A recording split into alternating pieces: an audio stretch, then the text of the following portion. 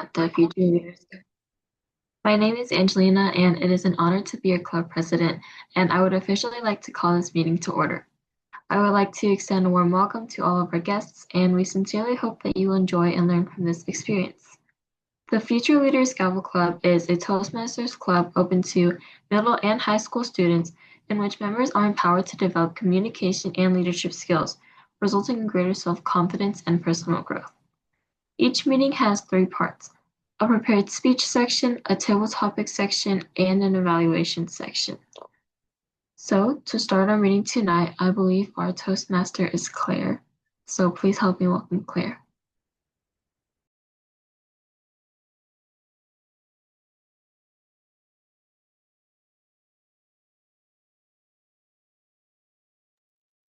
Oh, Thank you, Angelina, for the introduction. And then let's start off with some of our functionary introductions, starting off with the counter for today, who I believe is Saran.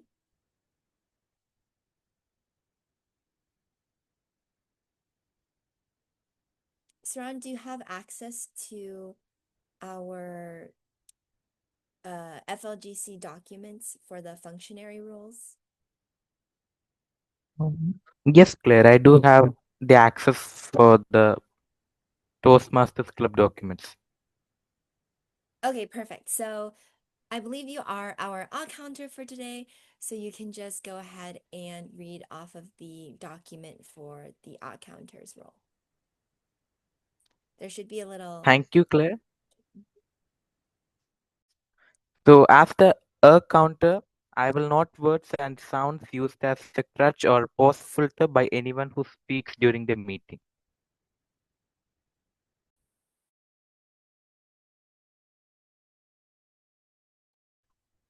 Okay, thank you, Saran. And then moving on to the grammarian, who I believe we do need a volunteer for that role, as I see Amelia is not here. In that case, who does not have a role? I can fill in for grammarian tonight. Okay, perfect. I don't think Howard has a role. At least I don't see. So if we need another guest for one of the roles. Oh, I see timer as well. Okay. So yeah, Angelina, you can give your introduction. Yeah, so as the grammarian for tonight's meeting, I will note any good usage and bad usage of the English language by anyone who speaks throughout the meeting, and I will also be listening for anyone that uses the word of the day, which is exemplary, and it means on the spur of the moment without planning or preparation. And the example is, having forgotten to prepare a lecture for today's class, the teacher taught an exemplary lesson she came up with on the spot. So I encourage anyone who speaks throughout the meeting to use this word. Thank you, and back to you, Clint. Thank you, Angelina. And then next up is the timers role. And since I'm the Toastmaster for today, let me ask Howard, I don't believe you have a role for today. Would you be interested to be the timer?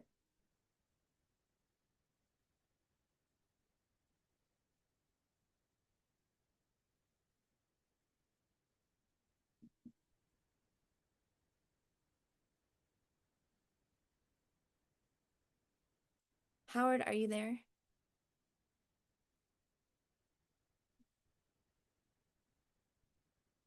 Okay, no worries. No worries at all. In that case, is there anyone else who doesn't have a role who would be interested to be the timer?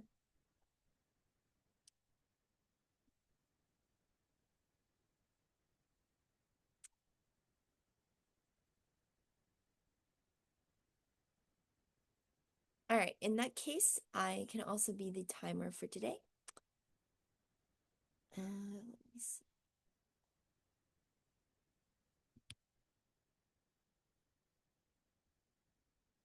Okay, give me a sec. All right, as the timer, I will monitor time for each speaker. Oh, I think I see Selena has joined. Selena, right now we're in need of a timer. Would you be interested to be our timer for today?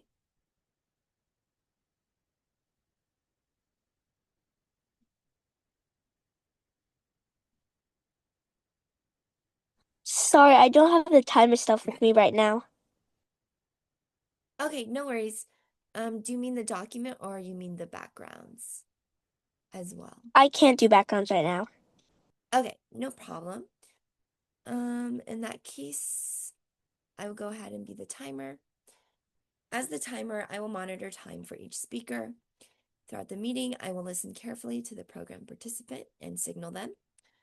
I will use green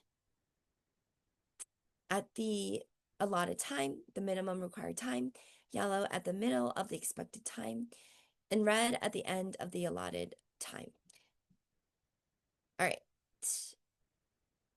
With that being said, now we can move on to the speeches. I believe today we have one speech by Devin, and I will read the title. Devin's title is Legislation Topic, a bill to temporarily limit credit card interest rates and protect consumers from predatory lending. Interesting. Project, a bill, negation. Okay. In that case, Devin, the stage is yours. Yeah, thank you very much, Toastmaster Clear. And for today, I won't be able to open my camera, so sorry for that. However, today I'm not going to give a boring personal speech. Instead, I will be giving a Congress speech, and the legislation topic is a bill to temporarily limit credit card interest rates to 10% and protect consumers from predatory lending. And I'm on the negation side. So let's start the speech. Milton Friedman once said, "One of the greatest mistakes is to judge policies by their intentions rather than their results." Capping credit card interest rates at 10% may sound helpful, but it could cause serious problems. Even though this bill says it protects consumers, it would limit access to credit, punish lenders too harshly, and push families towards riskier options. First, Section 1 sets a strict 10% cap on all credit card interest rates. At first, this might sound fair, but interest rates exist to cover risk. People with low credit scores or unstable incomes are more likely to not pay back loans. As a result, banks charge them higher rates. If the government makes rates too low, banks may stop lending to these higher risk borrowers. According to the Federal Reserve, the average credit card interest rates today are around 22 to 24% interest. However, if the government lowers them to 10%, banks may stop lending to higher risk borrowers. That means students, small business owners, and families in emergencies might not be able to apply for credit. A bill that meant to help could end up shutting people out. Second, this bill punishes lenders too harshly. Any bank that charges more than 10% would lose all interest and could face lawsuits. This is extreme. Banks will more likely be very careful, reduce the number of credit cards, or raise out other fees to protect themselves.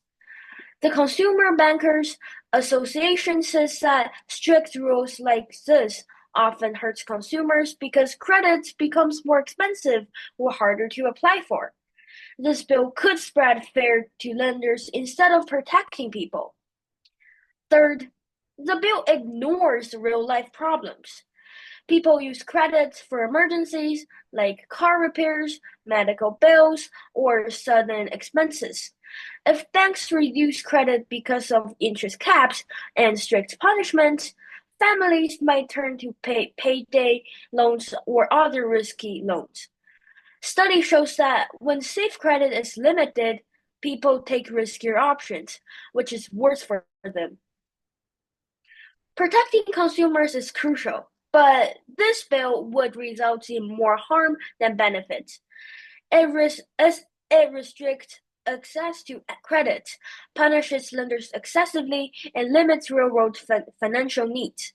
Without safe and reliable credit, families may be forced to turn to high-riskier loans, such as payday loans or other predatory options, which can trap them in serious financial situations. For these reasons, I strongly urge a negative vote on this bill. Thank you, and back to you, Toastmaster Claire.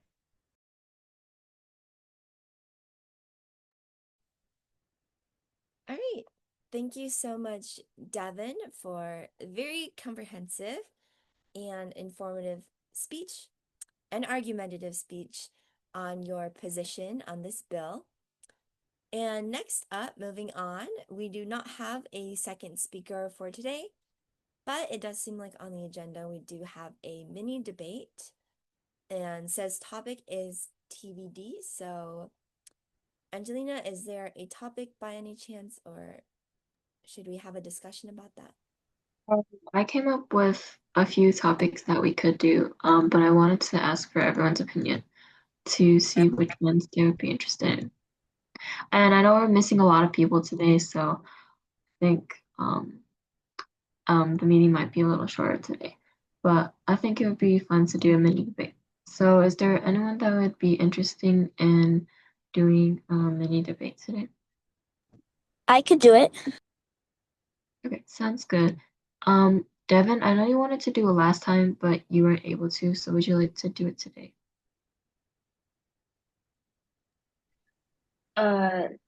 Yeah, sure. Okay, sounds good. Would anyone else like to participate?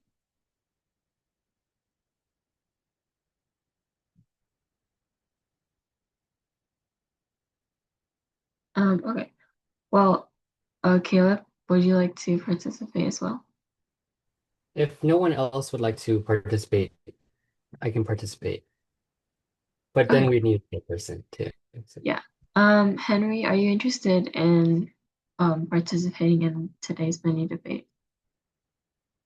Okay, sure. Okay, sounds good. Would anyone else like to participate?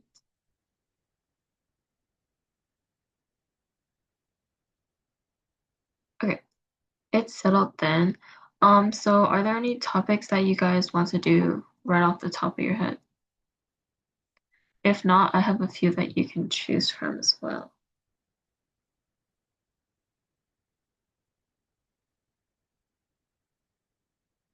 Okay, I'll put my prompts into the chat, and then you guys can let me know if any of them catch your eye.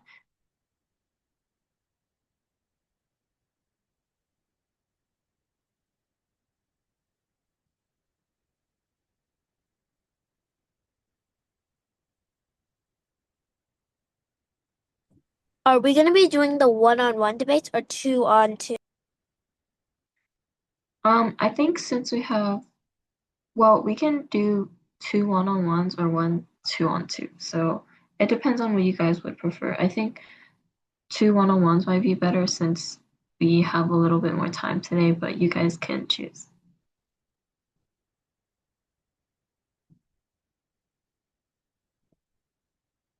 So are there any prompts that catch your eye? Maybe are social media influencers legitimate celebrities? All right. Would anyone else like to take part in that debate? I also like the hard skills or soft skills important in the workforce. Yeah. Okay, sounds good. Selena, which side would you like to take for your question? I could do social media influencers are not legitimate celebrities. Okay. And is there anyone that would like to argue against Selena's argument? So, Devin and Henry, are either one of you interested in arguing that social media influencers are legitimate celebrities? If nobody wants to argue against social medias, I can be the social media influencers are legitimate celebrities. I can argue I can argue that social media influencers are legitimate celebrities, and then we can have that debate. Okay. I guess we can have two one-on-ones today, which is perfect. So, Wait, am I pro social medias legitimate celebrities or con social medias are not legitimate? Social media influencers are not legitimate celebrities. I'll take it. oh, Henry, would you also like to participate in this one? Yeah. Okay. Okay, then I I'll participate in the other one, the hard skills, okay, soft skills. sounds good. So, I believe Henry will be arguing that celebrities are legit. Social media influencers Oh are wait, but someone else already. Oh, If you want to do this one, you can also do it. I believe Caleb volunteered to participate in. I can wait. I can wait. I can do social media influencers are legitimate celebrities or social media influencers aren't legitimate celebrities. I can do whichever side. We're all having a debate about which side to debate. Yeah. Okay. I believe Henry, is there another question? So Henry, I think the two that we're choosing right now are social media influencers legitimate celebrities? And the second one is, are hard skills or soft skills more important in the workforce? So which prompt would you like to debate? Okay, are social media influencers legitimate celebrities? Okay, and which side would you like to take? I get a choice. On? So they're They are, not yes, legit. they are not legitimate celebrities. And then, okay, sounds good. And Selena can argue that they are. Yeah. So I'll give you each 2 minutes for your initial argument and then 1 minute for your rebuttals. So Selena can start. And I'll set up the timer. Okay, perfect. I can start. Can I start now? Give me a second. Sorry.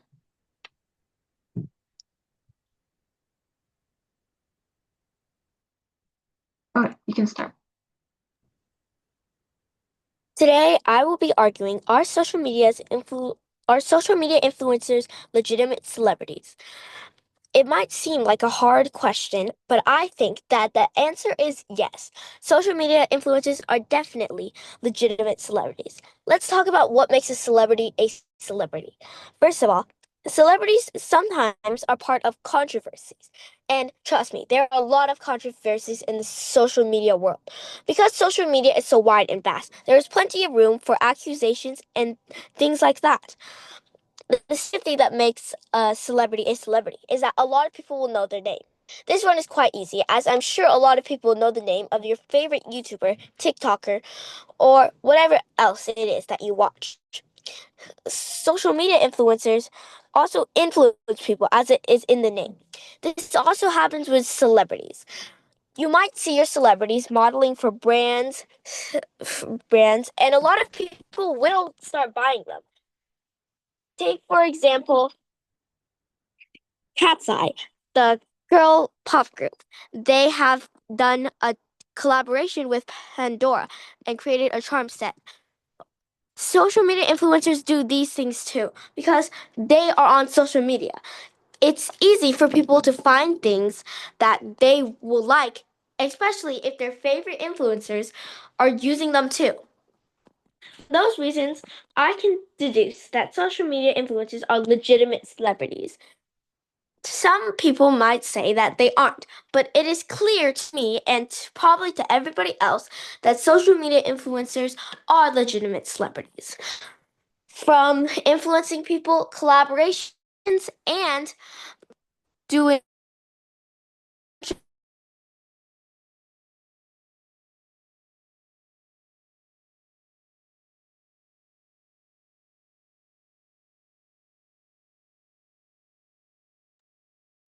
Selena, I believe you cut off a little at the end, so would you like to finish up what you wanted to say?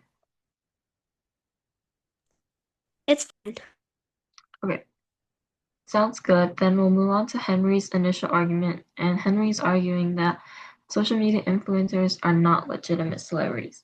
You can start. Is a lot of celebrities stay famous.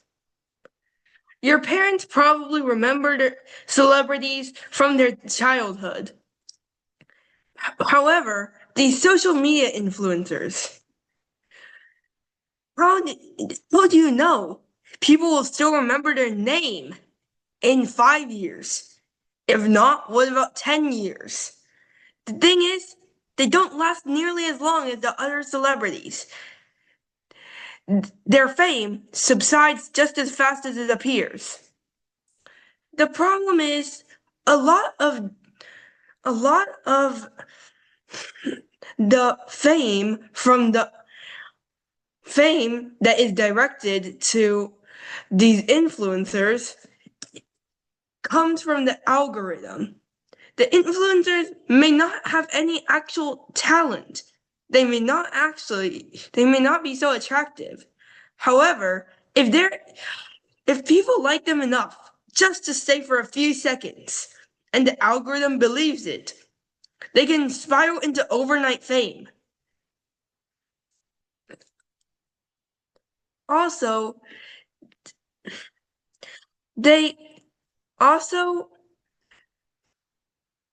most social media influencers have an extremely limited medium and only use one type of social media, meaning most of the time people who do not use that specific type of social media are almost completely locked out of any of the influencers events, which is why I think that social media influencers are not legitimate celebrities. Thank you, and back to you. Thank you, Henry, for your initial argument. And now we'll move on to the 1 minute rebuttal. So, Selena, go ahead. Of course. So one of your points was that social media influencers are not celebrities because their fame only lasts for a while. Well, let's take a look at one of our celebrities right now, Zara Larsson. In 2016, she created a hit song called Lush Life, and you've probably heard of it before because it was viral in 2016. Take now 2026 when it resurfaced onto a meme and quickly became popular with the 2016 nostalgia wave. And then your second point was that celebrities can be, another point of yours was that celebrities can be seen from everywhere. Well, that's not exactly true. You might not have heard of other celebrities, but because they sometimes only use one type of media. And it's not true that social media influencers only use one type of media.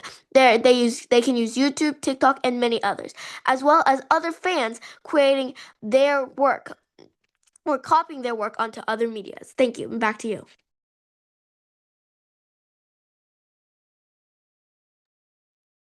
Thank you, Selena, for your rebuttal, and we'll now move on to Henry's rebuttal. I still believe that social media influencers are not legitimate celebrities because despite the counterexample you mentioned, there is no proof that she was extremely famous in the first place, meaning the resurfacing of one of her songs from 2016 makes her indirectly a social media influencer herself. Also, another thing is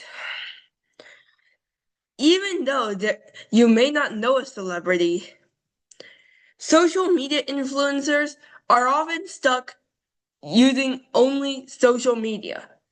Very few social media influencers ever enter fashion or film, which means that they, in my opinion, are not real celebrities.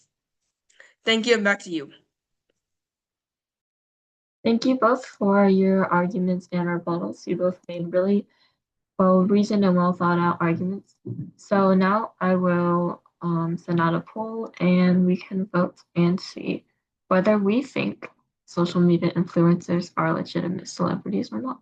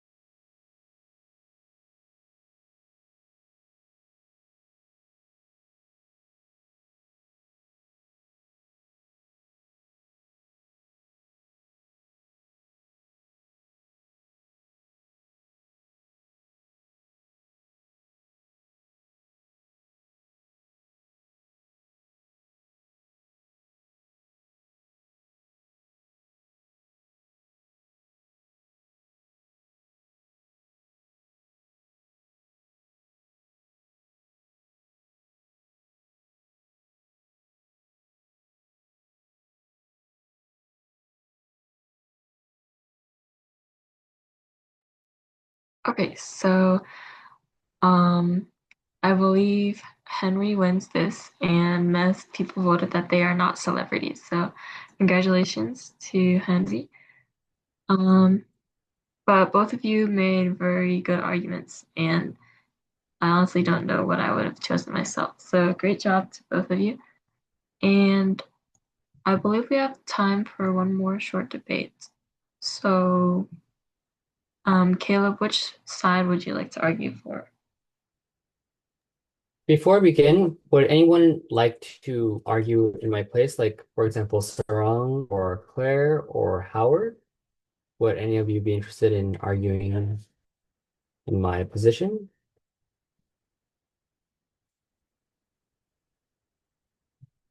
Okay.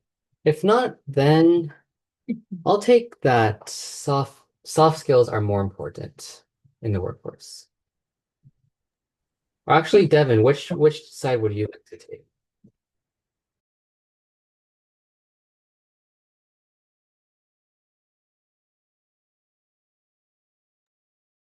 Devin, are you there?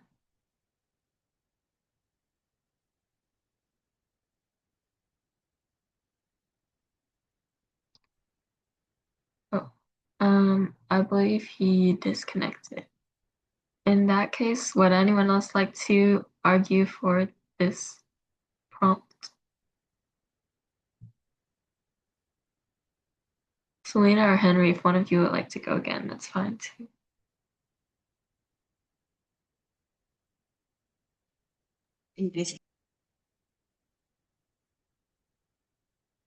I'm not sure I caught what you said. Could you repeat it?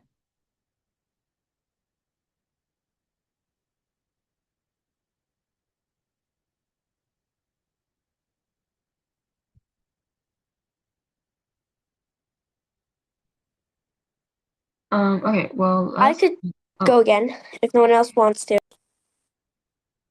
okay. Thank you so much, Selena. So, which side would each of you like to argue? Whichever one Caleb doesn't want. I can do either, but I guess I'll just take the soft skills since I already said that.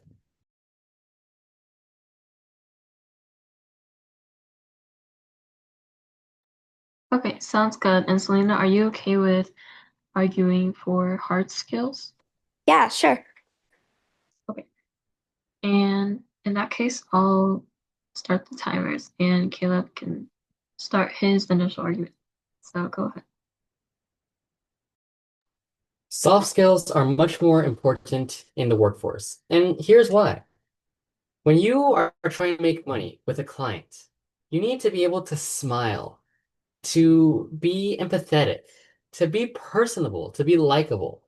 And when you just have only hard skills, you have none of the customer service, nice skills, except that you are able to do tensor calculus and figure out these really complex math equations. It doesn't really matter what you know, it's who you know.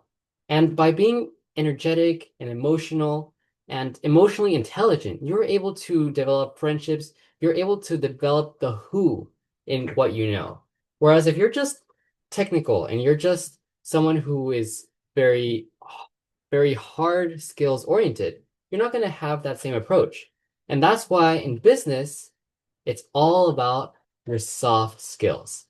Furthermore, soft skills are going to be helping you make money because, as I mentioned before, you're going to have more clients who are going to like you. Whereas if you were just the hard skills person, you might not know how to deal with people. And when problems come up, you might get upset or you might just simply not know how to respond.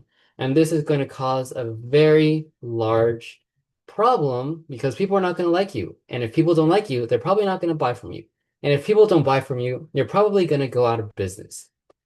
That's why it's always better to have soft skills.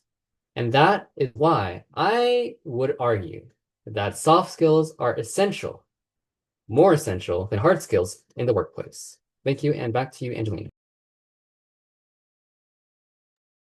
Thank you, Caleb, for your argument. And I see that Devin has rejoined. So, Devin and Selena, which one of you would like to argue that hard skills are more important?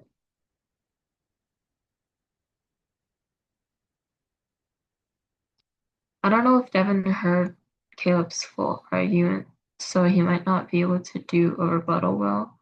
So, Devin, are you okay with participating in a future mini debate? Yeah. I don't know why I had a technical issue. I cannot open my mic. So I rejoined the meeting. No worries. Thank you for letting us know. And in that case, Selena, you can go ahead with your initial argument. Soft skills are hard skills in the workplace. The ultimatum is that, oh, soft skills will make you friends, but friends don't get anything done. We did not say the luncheon, we did not say a group event. We said a workplace. And even in group events, you need hard skills. If you can't put down the tables, none of your friends will be very happy when they have to eat off the floor. And you mentioned that you have to get customers to like you. Customers will like you if you have soft skills, but they'll stop liking you once you haven't gotten anything done after you told them, oh, I'll get that finished right away. It's easier to talk about the bridge than actually build the bridge. But in the end, they're not going to talk about how you talked about the bridge. They're going to talk about how the bridge got built. Eventually, rubber has to hit the road. With no soft skills, nothing is ever accomplished. Without hard skills, you can't do anything. Soft skills, you may be able to talk, but you won't be able to get anything done. And it cancels out all the work that you've put in communications. You may be able to talk your way out of it, but at the end, they'll still remember you as the person who was supposed to get it done, but in fact didn't. And you'll probably get fired after your boss realizes that all the sweet talk you did while they were interviewing you didn't actually ever happen in real life. And even if you have very little soft skills and do a lot of hard skills, you can still get things done because customers don't want to talk. They want things to get done. In the end, the customers are just paying you to do the service. They're not paying you to talk. They're paying you to do the service.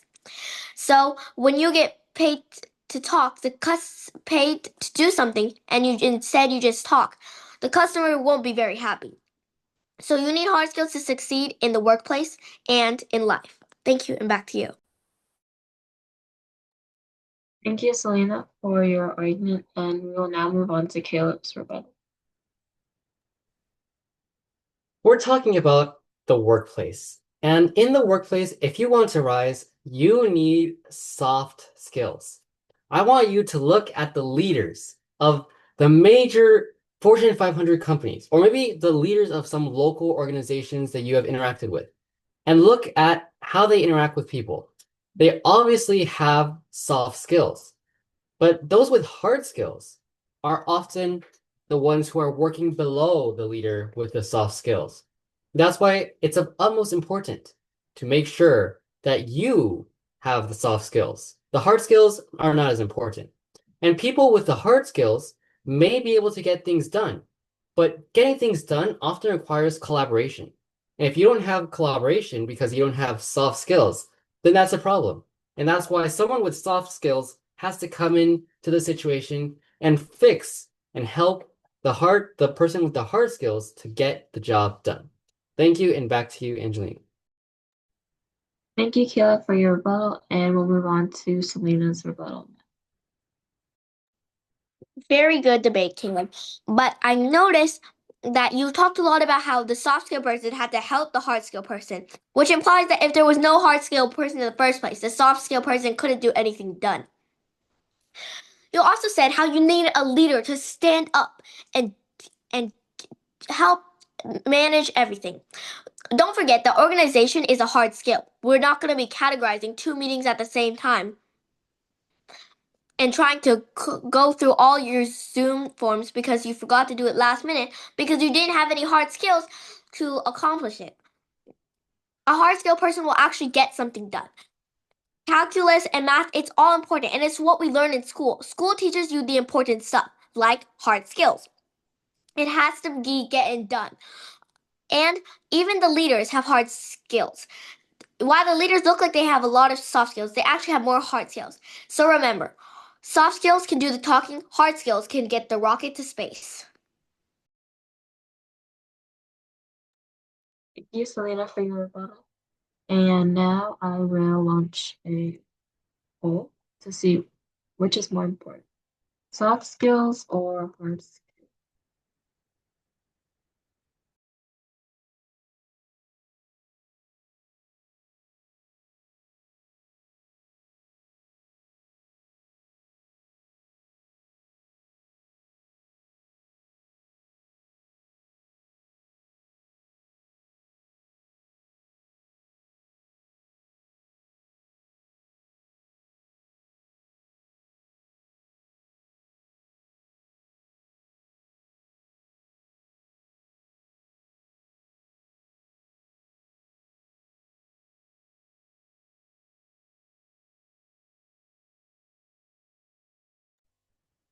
Okay.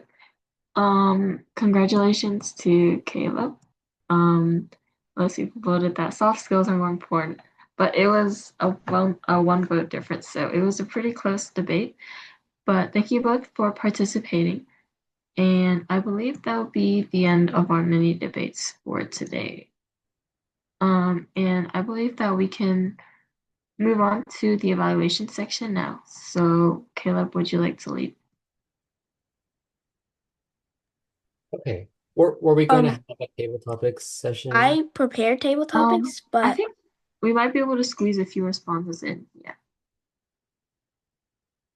So it would be good if you could ask a few questions. I can do table. Should I do table topics then? Okay. I'm going to start with the people who haven't talked yet. My first question is for Devin. If you could choose a new name for yourself, what would it be and why?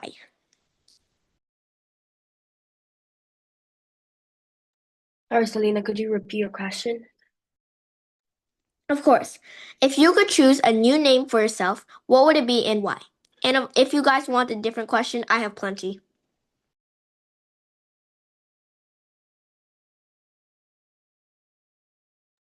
Yep, got it. So, if you could choose a new name for yourself, what would it be and why? If I could choose a new name for myself, I think I'd pick Alex.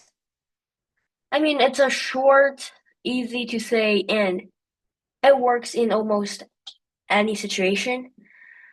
I like that it feels friendly but also strong, and I had two or three friends called Alex. It's a name that fits different part of my personality. When I imagine introducing myself as Alex, like I am Alex, my name is Alex, it feels like a name that gives me little confidence. I just have that feeling.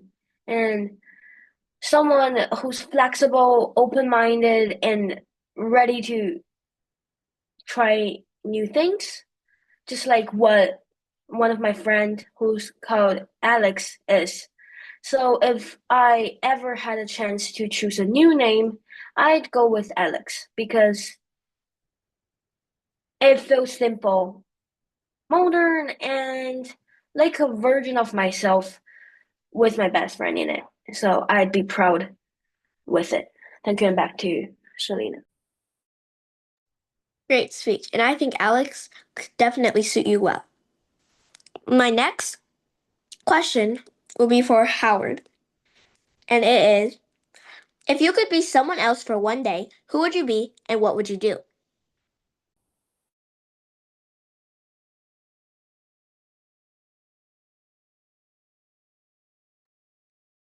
I believe Howard said he was not able to speak because he has to record the meeting. So would you mind asking someone else? And if Howard wants, you can type your response in the chat as well. That's fine. Then Sarong, could you answer if you could be someone else for one day, who would you be and what would you do?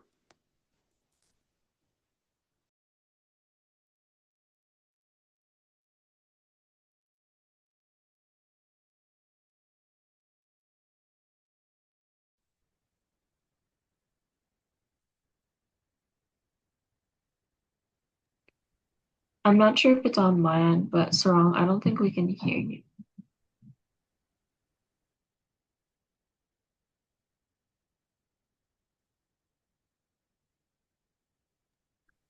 I can't. Oh,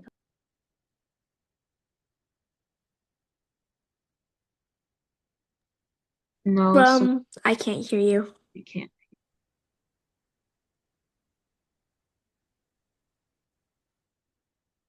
Um,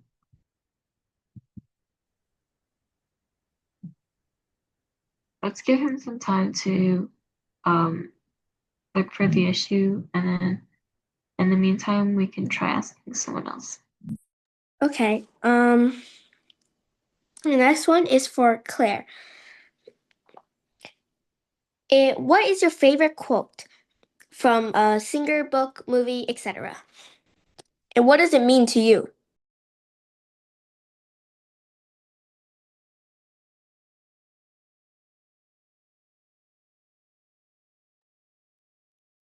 Thank you, Selena, for the question. If I recall a specific quote, it would have to be, I don't remember the exact wording, but it was definitely something like something along the lines that we are not, or actually, I can search this up, but it was about our habits and how our excellence and our success is not defined by exactly who we are, but rather our habits from in our daily lives, because our habits make us who we are. Actually, let me see if I can find this quote.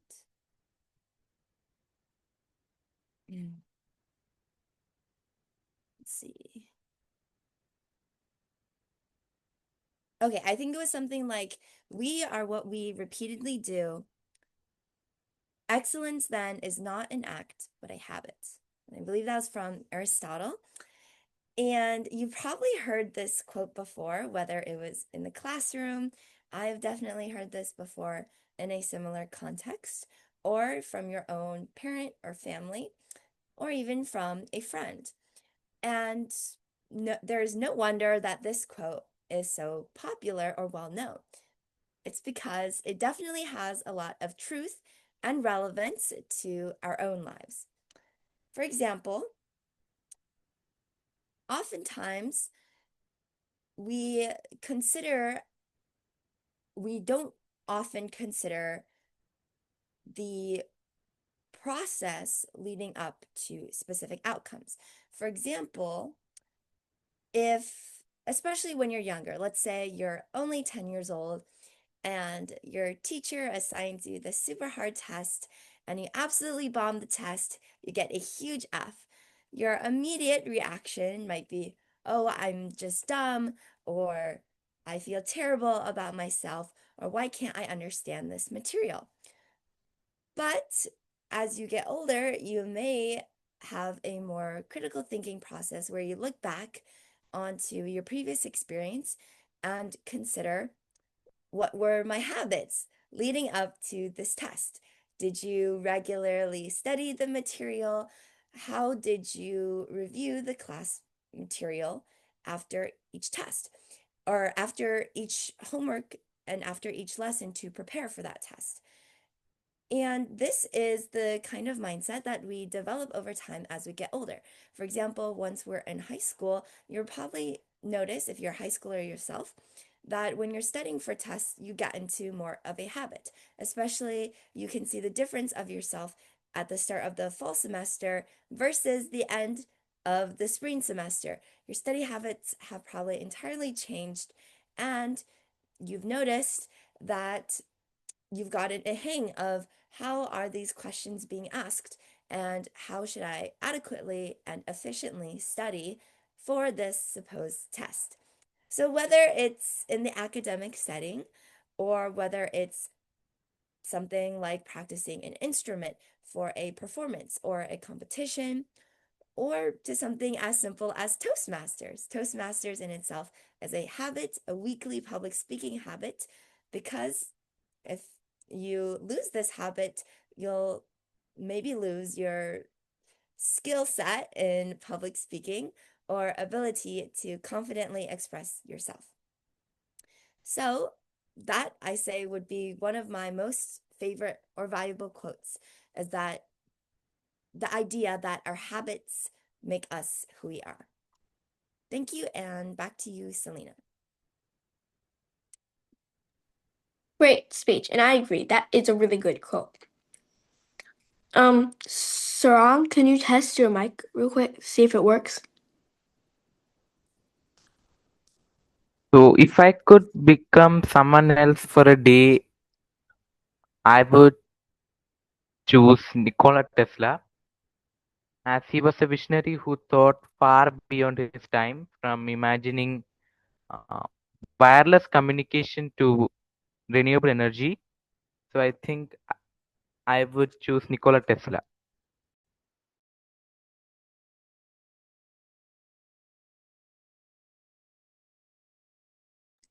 Do you have any reasons why?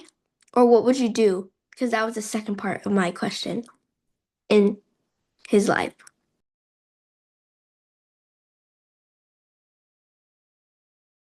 I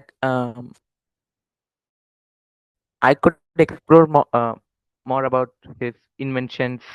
What would be his future discoveries or his future plans in the field of renewable energy and in wireless communication.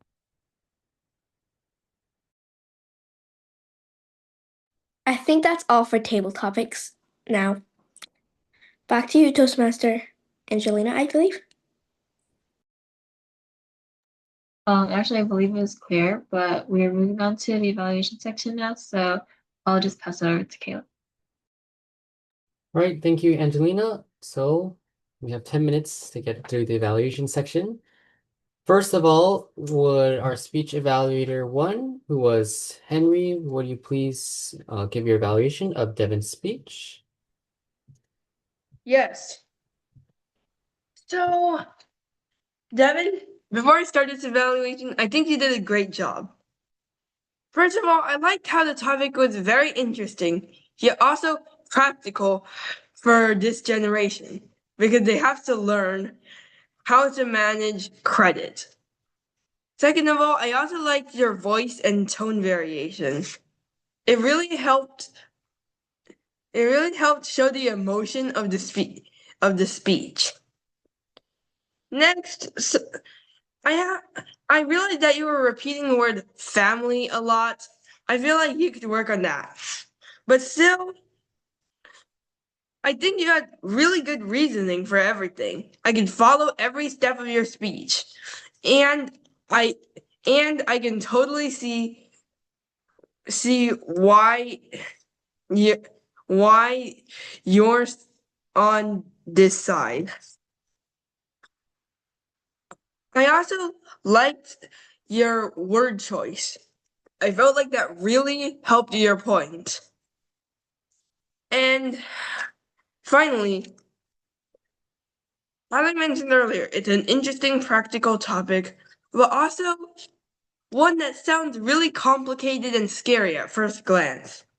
I liked how you clearly explained every single aspect of a topic that is unfamiliar to most people. Great job.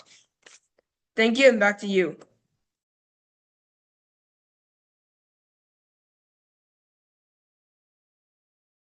Thank you so much, Henry, for that evaluation. And then we will be now moving on to the all counter. And the all counter of tonight is Sarang. So whenever you're ready, please give us your report. Thank you, Caleb.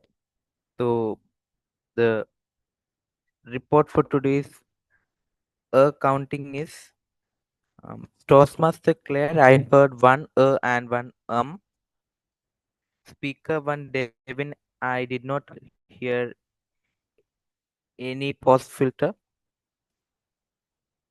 Table topics master Selena. I did not hear any pause filter.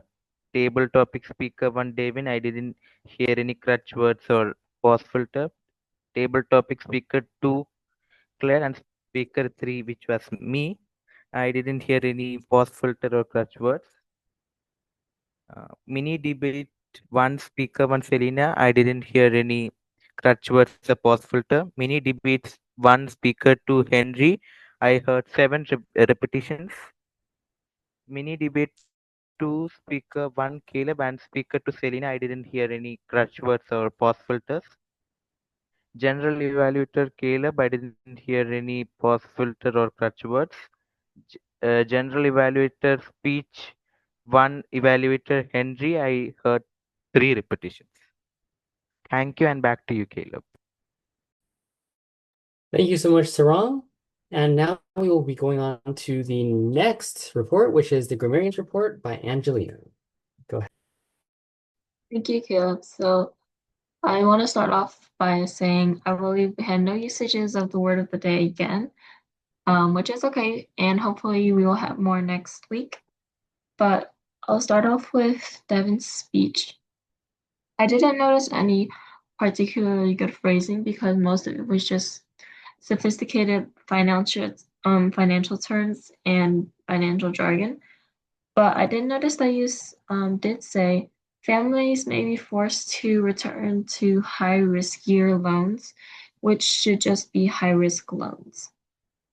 For the first debate, Henry, you said locked out of influencers events, and that could be changed better to something like unaware of events that the influencer is participating in, or something along those lines. Thanks. Yeah, for debate two, Caleb, I liked how you said it doesn't matter what you know, it's who you know. And you also said it's of utmost importance, which is good phrasing as well. However, I did notice how you said customer service nice skills. I think you might have stuttered a bit, but you could have changed that to something like have skills needed for effective customer service, such as friendliness, patience, etc., etc. And Selena, for your second debate, I did like how you said if you can't put down the table, your friends won't be happy when they eat off the floor. I think that was very humorous. And you for awkward grammar, I noticed that you said the soft skill person couldn't do anything done, which should be the soft skill person wouldn't be able to get anything done. But I didn't notice anything for table topic speaker one or speaker two or three. So overall, I think we had pretty decent grammar today. And I would say just try and use the word of the day.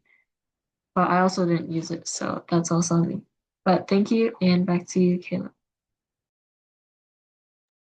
All right, thank you so much, Angelina. And then lastly, we have the timers report, which will be given by Claire. Thank you, Caleb.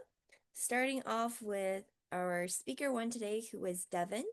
You had a time of between 3 to 4 minutes, which is a bit on the shorter side of a speech. Normally, the speeches are 5 to 7 minutes. And then, so usually in a speech competition, you should at least be over 5 minutes. That way, just in case you do not get disqualified. All right, and then moving on to the table topics. Starting out with, I believe Devin was our first table topic speaker. You had a time of around 1 minute 40 seconds, which was great. Saran, you had a rather short time for your table topics. I believe it was only around 15-ish to 20 seconds. So I suggest you had a great table topics response. I suggest that if you make a point or answer to the question, we'd love to hear you add in some reasons for why you had that answer. A common table topics method that people respond with is they answer with their point or their stance, and then maybe they'll give a couple of examples or reasons, like 3 examples, and then they'll kind of conclude their table topics or say their answer again. So hopefully that's helpful. And then for myself, I didn't time myself, but it felt a little bit long. And then moving on to the evaluations, Henry was the speech evaluator. You were just a bit over 1 minute, which was great. Saran, you had a time of 1 minute and 11 seconds, which was also great. And then Angelina, you had a time of 1 minute and 52 seconds, which was also great. All right, and then back to you, President Angelina. I believe Caleb hasn't given his general evaluation yet. Well, my general evaluation is that we successfully ran the meeting tonight.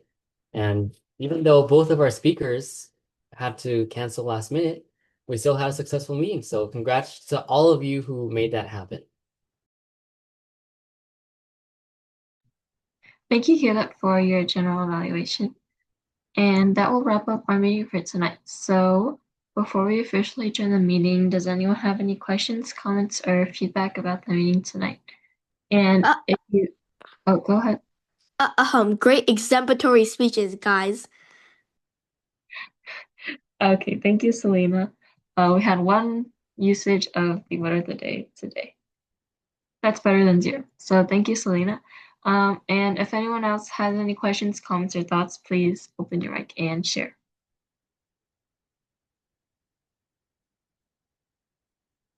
Okay, in that case, thank you everyone for coming. I know we've been a little bit short on attendance the past few meetings, so hopefully we will see more faces in the next few weeks. And I will see everyone next week. So at 7 p.m. Pacific time, I officially adjourn the meeting. So thank you all for coming and see you next week. Thank you. See you next time. Have a great weekend. See you. Thank you. Thank you. Please.